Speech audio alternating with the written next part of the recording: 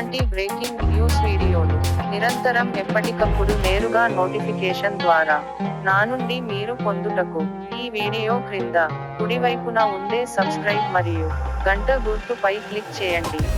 Like చేయండి. మీ మిత్రులకు share చేయండి.